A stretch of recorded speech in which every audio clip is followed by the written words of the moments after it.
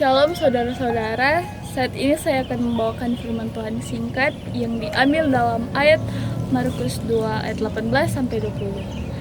Saya memberi judul berpuasa yang benar lahir dari hati yang telah diperbaharui oleh Kristus. Pada waktu itu orang-orang Farisi sedang berpuasa, tetapi murid-murid Yesus tidak. Hal ini membuat orang-orang mempertanyakan, mengapa Yesus dan murid-muridnya berbeda?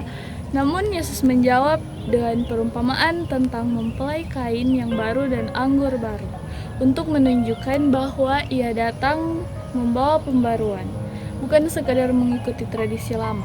Melalui firman ini kita akan belajar bahwa berpuasa sejati bukan hanya tentang hati yang diperbaharui oleh kasih Kristus. Yesus mengajarkan bahwa ibadah sejati termasuk puasa sekedar kebiasaan lama. Karena yang membawa hidup yang baru, maka setiap ibadah termasuk berpuasa harus kita lakukan dengan benar.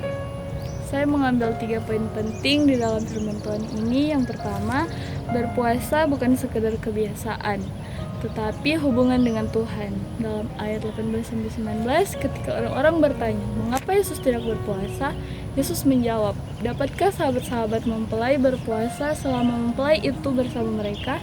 Artinya puasa bukan sekedar aturan agama, tetapi tentang hadirat Tuhan. Kalau hati kita tidak fokus pada Tuhan, maka puasa hanya menjadi aktivitas kosong. Poin penting yang kedua adalah kehidupan baru tidak bisa dicampur dengan pola lama. Dalam ayat 21, Yesus berkata, tidak seorang pun menambalkan kain yang belum susut pada baju yang tua.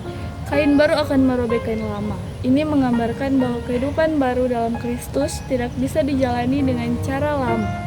Puasa pun harus lahir dari hati yang diperbaharui, bukan sekedar meniru kebiasaan tanpa perubahan. Poin penting yang ketiga yaitu kehidupan rohani harus siap menampung pembaruan Tuhan. Dalam ayat 22, Yesus berkata, tidak seorang pun mengisikan anggur baru ke dalam kantong kulit yang tua. Anggur baru melambangkan kehidupan baru dan Roh Kudus, sedangkan kantong tua menggambarkan hati yang keras dan tradisi yang menolak perubahan. Tuhan ingin mengalami pembaruan terus-menerus, menjadi kantong baru, hati yang lembut dan terbuka bagi karyanya. Kesimpulan, puasa sejati bukan soal menahan lapar, tetapi tentang memperbaharui hati dan memperdalam hubungan dengan Tuhan. Yesus mengingatkan bahwa kehidupan baru dalam Dia tidak bisa dicampur dengan cara lama.